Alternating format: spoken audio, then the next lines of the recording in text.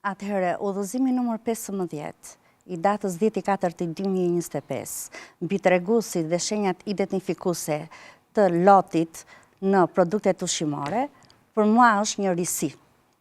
Në kuadër të forcimit të sistemit të gjurmëshmërisë, ky lloj udhëzimi e bën të mundur që ky sistem të funksionojnë në funksion si të autoriteteve kompetente të cilat ka në fokus kontrollin e produkteve ushqimore dhe ndjekjen e gjurmëshmërisë,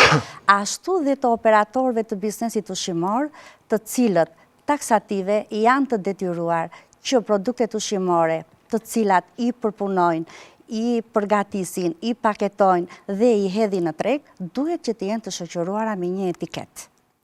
Etiketa granit është pasaporta për një produkt ushqimor.